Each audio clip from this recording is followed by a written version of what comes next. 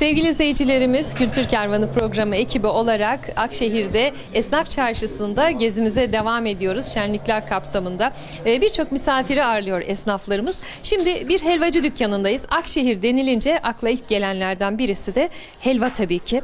Bu işin ustalarından birisi Necmi abimiz yanımızda. Geçmişten bugünümüze aktarılan bir iş var şu anda burada yapılan. Mekanımız 140 yıllıktır.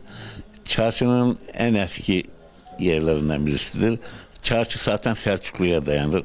İlk festival 1959'da başladı. Yaklaşık diyelim 60 senedir festivaller oluyor.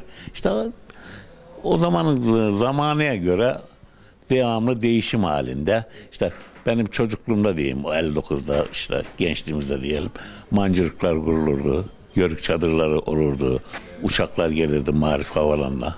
İlk uçağa da orada bindik zaten o zamanlar. Evet, bu festival de çağa ayak uydurdu. Tabii ki modernleşti. Eskiden kurulan o mancınıkların yerine belki şu anda daha modern aletler yerini aldı. Sayın Başkanımız, başımızdaki idareci arkadaşlar bu işte özverili çalışıyorlar. Hepsinden Allah razı olsun. Ama inşallah yani gaye bu memlekete 5 kişiyi fazla sokabilmek, tanıtabilmek, memleketimizin işte meyvasını, kirazını pazarlayabilmek. Gaye bu gaye. 64.'sü kutlanıyor. Evet. Nice 64'lere diyelim o inşallah, zaman. İnşallah. Efendim helvacı Necmi amcamıza gelmişken o zaman ne diyelim? Tatlı yiyelim, tatlı konuşalım. Tabii.